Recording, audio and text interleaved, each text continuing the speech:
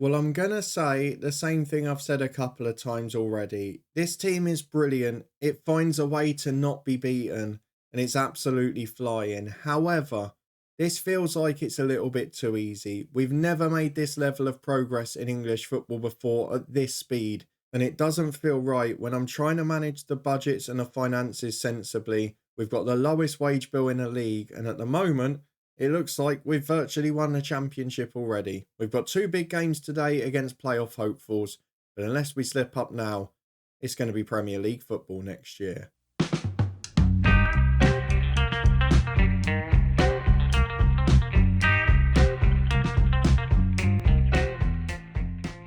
Yes, hello and welcome along to part 46 of Saving Southend with me, Daniel. Apologies for sounding a little downbeat about the fact that we're on our way to Premier League promotion, but it does feel like a bit less of a challenge than the Championship should be. If we have a look at the moment as second place down, they're not even close to averaging 2 points a game. We're talking about sides that are slipping up ridiculously, and we've played, what, 7 or 8 games since the last episode? And Hull have only picked up 4 or 5 points. West Ham have dropped like a stone. It's been really disappointing. Despite that, though, we are back to face Watford and Coventry, who are fourth and eighth respectively. We then face Ipswich, who are seventh as well. It's a tough run of games. And then Reading in third. So actually, this month is pretty tricky. But the unbeaten run continues in the league.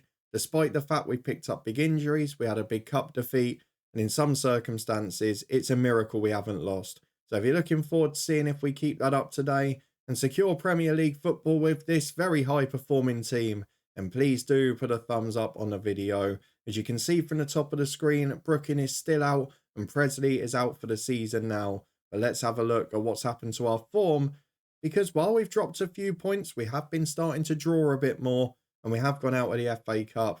We've still been plucking some results from the middle of nowhere. If we have a look at the first game since you were with me, a 5-1 victory against Fulham. We were 1-0 down after 10 minutes. Then we got 3 penalties before the hour mark, all scored by Presley, Santos and Morehouse, who added another before Hugo got the 5th off the bench. And once we won that one 5-1, from the start we were absolutely battered for 10 minutes.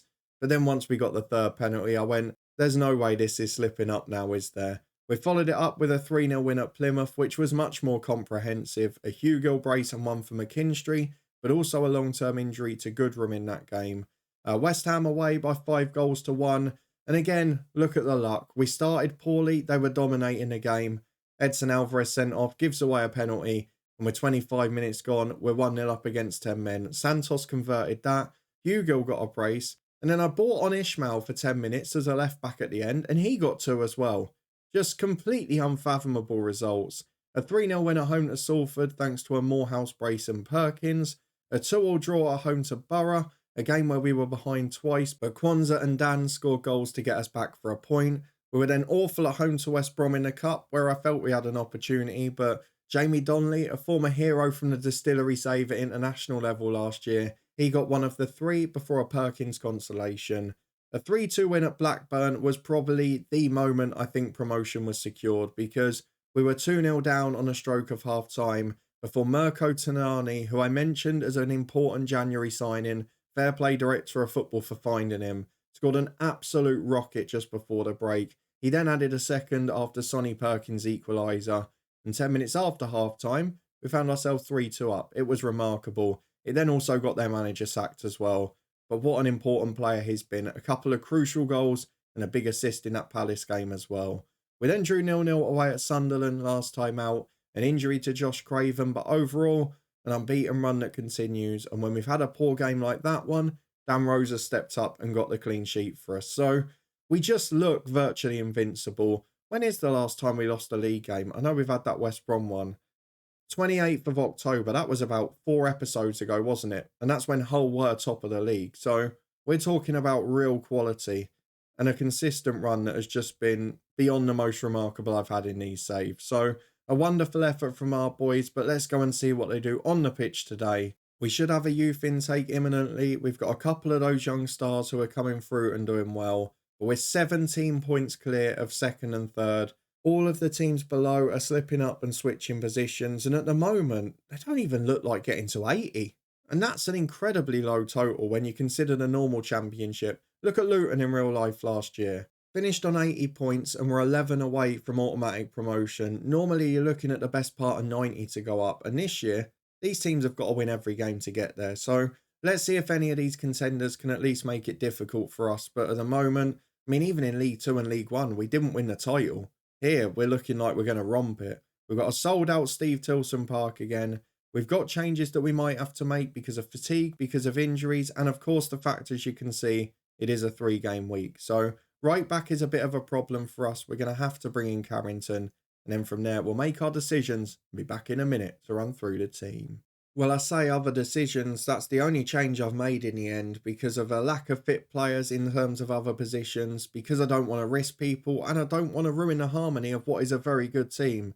I would have put Kwanzaa out to right back if we'd only had 1 game a week, but I need to keep people fit for midweek, and Dan Cox just returning from injury, Brookin not there, and of course Craven not. We've got to be careful. So this is the team we've gone for in full. Dan Rose is in goal and is absolutely flying. Carrington and Ishmael are the fullbacks with Parker and Kwanzaa at centre-half.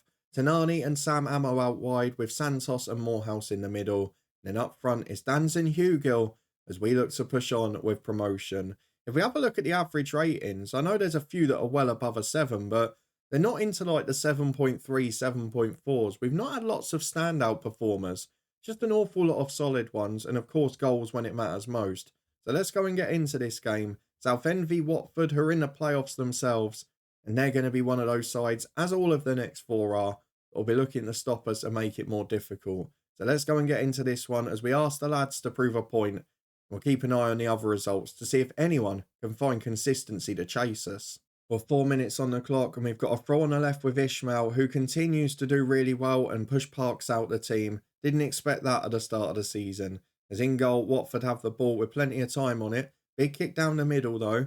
And we have been a bit more vulnerable in recent weeks. We've been conceding goals. We've been having to stage comebacks, as you've seen. We're still finding a way as Jaden Dans into the switch of play to Tanani. Flicks up to Hugill, great touch and turn, in one-on-one, just wide. Lovely football again. I mean, we've kept the attacking threat throughout, which is brilliant. The style suits the team, which is lovely. But we have had bits of luck. I mentioned the 3 penalties with Fulham. I mentioned the fact against West Ham, they were battering us before the red card and pen. These are moments that change the game, and Ishmael, carrying the ball forward now, is looking for another one. Morehouse to Tanani, through to Hugill, who I think stayed on, and he puts it in for 1-0. The goal's going to count. And you know what? For all of the disappointment at the lack of competitiveness of the championship, God, we're a joy to watch. Tanani sets it up, another big moment for him. And what a result it's been. I mentioned as well, you know that Italian midfielder we looked at on deadline day who rejected the loan as Sam Ammo heads over. Turns out he would have been our best player by a mile. He's an Italian youth international and he's destined for the top. But for now, with 15 minutes gone, it's a comfortable afternoon so far. It's another one of those. A few of the big boys are winning, but then Bristol City losing as a few others too. It's another inconsistent championship run for a lot of these clubs. For Watford, they're not really laying a glove on us at the minute. With 10 to the break, we've got another chance with Tanani. Free kick, 30 odd yards out. Goes for the shot and hits the post. Ishmael on the rebound just wide. Keeper didn't look like he saw that till late. And it was almost 2-0 and deservedly so by the way we've played. Well, still no threat or shot on target from Watford as we reach half-time 1-0 up. It's been a really good display. And of course, with that little upgrade to the stadium, it is ready now to host Premier League football.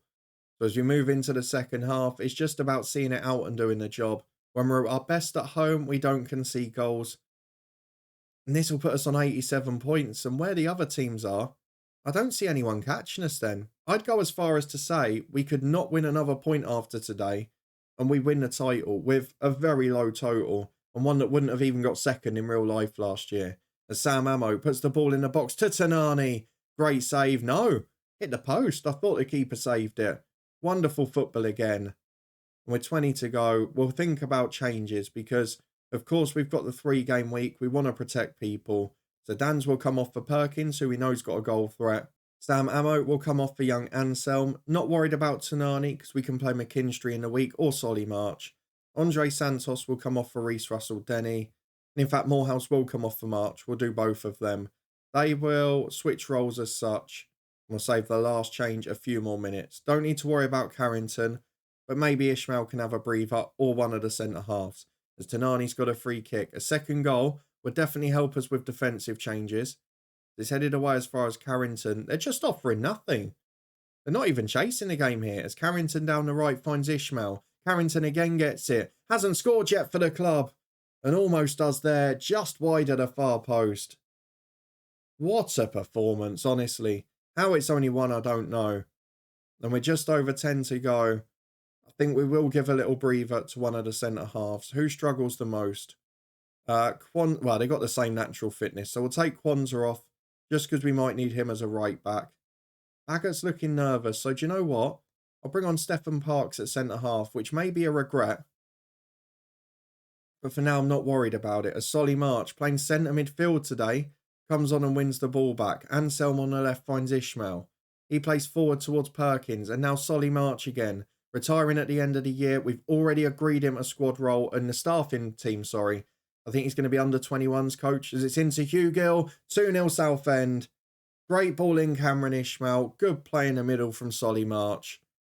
Just brilliant all round. We're a great team. Stephen Parks comes on now and one of the centre halves gets a rest too. It's been the perfect day so far. I hope it won't ruin the equilibrium in defence, but it is Watford on the attack from the kickoff. Golding goes down our left-hand side and Ishmael's going to have to do some defending. Ball in finds Carrington. Loses out in the air, but Hurtado's header goes over. Hugo's knackered as well. We've not really got much depth up front now. With Presley out, it might be Nicky Morgan, the youngster, on the bench again. But look at those stats. 5 minutes added on. It's been a wonderful display. It's been a comfortable and deserved victory. And with a minute of stoppage time now, even if we concede, we're going to win. Hugo holds the ball up for Carrington, who's played solidly at right back. And Fernandez gets the ball in there to Main. Oh, it's a poor back pass. Perkins nicks in, almost got the goal. That sums up the performance because it's been men against boys throughout. It's a corner for Solly March, looking for the back post. There's a few big boys in there. Hugo's there. Parker's there. Stephen Parks coming in as well. Parker up, loses out. It's away as far as Anselm on the left, who's improving. Finds a good cross. Hugo beaten to it. It's another corner. We're finishing in style.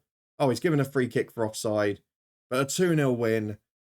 And you've seen again, this side, it just looks invincible at the minute. It's another comfortable performance. We'll have to deal with fatigue on Tuesday, but we're up. We're a Premier League team. There's no doubt about it.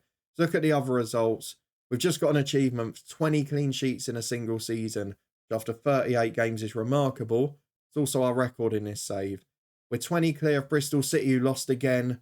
Reading lost in third. This is what I mean.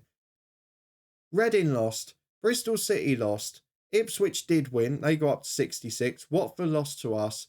Coventry won. Hull, God knows what's happening to them.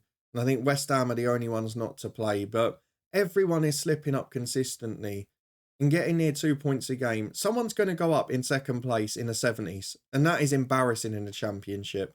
Let's go and get through the post-match stuff. We'll be back in midweek. Joe Hugill is the man we've got a wrap in cotton wool. He's got 3 days to recover. But aside from that, it's all looking rosy again.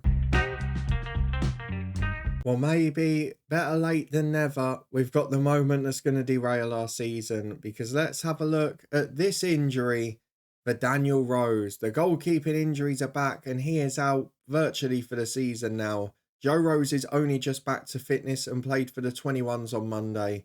Hopefully he's going to be good enough for the year, but it is something that risks ruining our defensive record. Dan Rose has played every game so far and of course kept those 20 clean sheets. So that's potentially a concern. Ishmael, Craven look fit. It's just Goodrum and Cox on the way back, but we've got enough at the minute and we're so far clear, it doesn't really matter.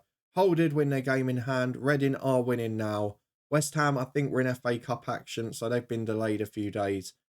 But it looks like it's going to be job done. We now go away to 8th place Coventry before 2 more big games this month that may well settle promotion.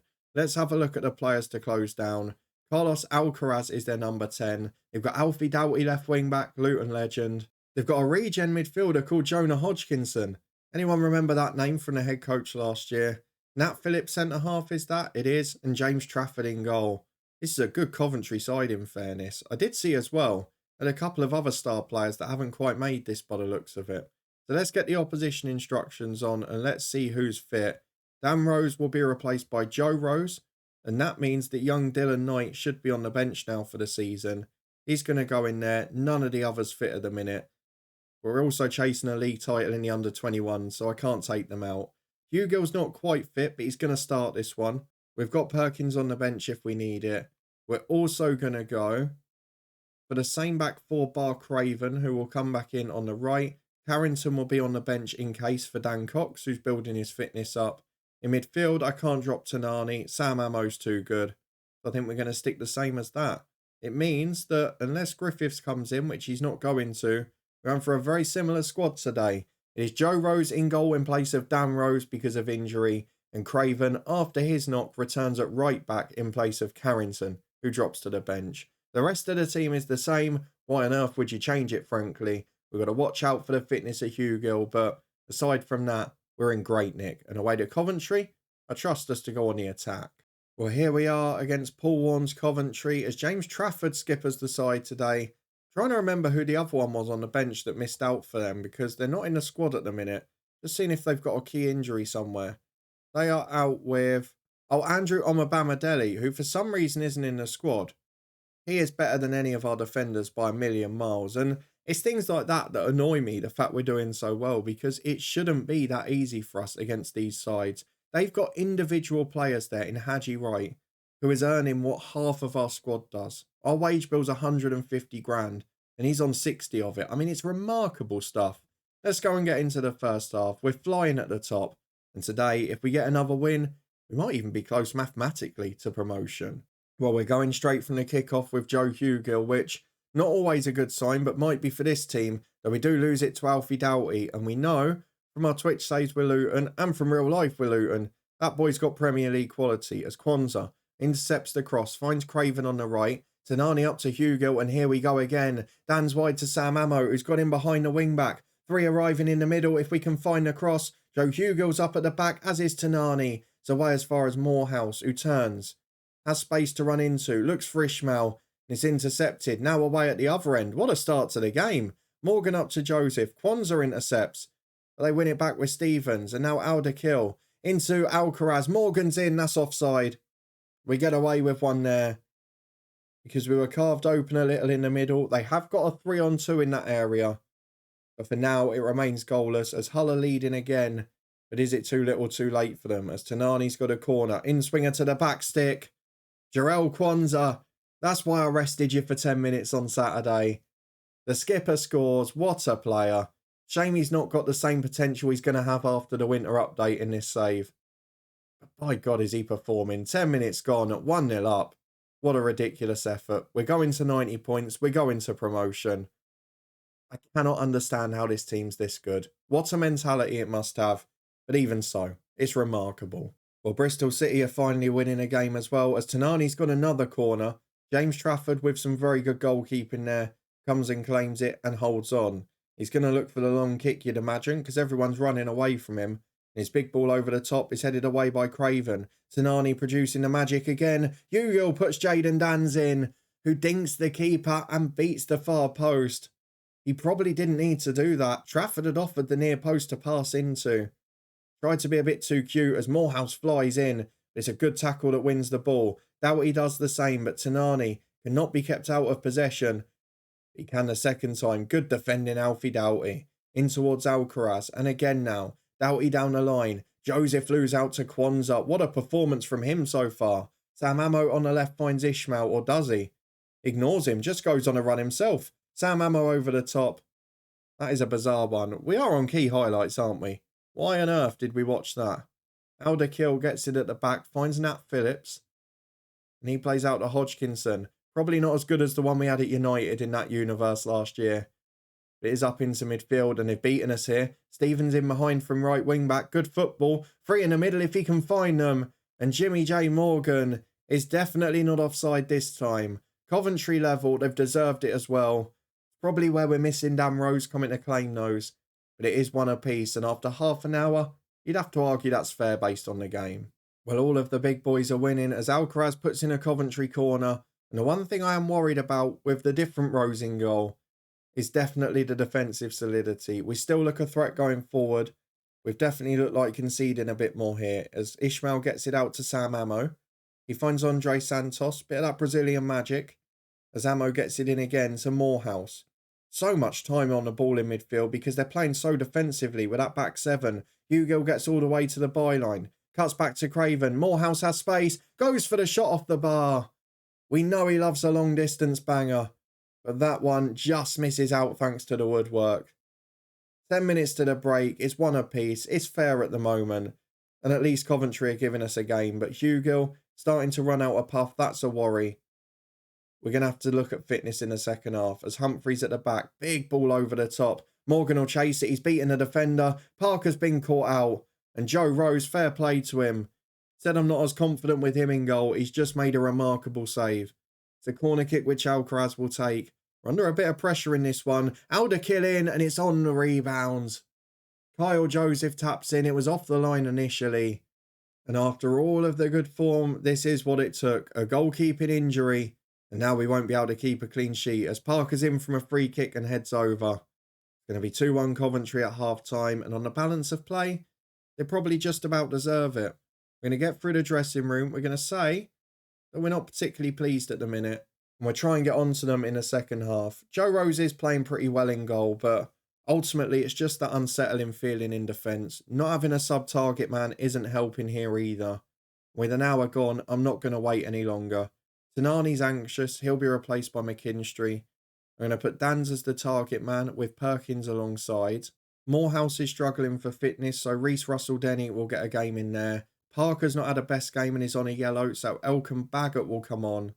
And that leaves one more change for later on, which we'll worry about in a few minutes. 4 made, we're trying to get on the front foot. And I'm hoping we'll get a response out of this. We're going to encourage because we've been okay.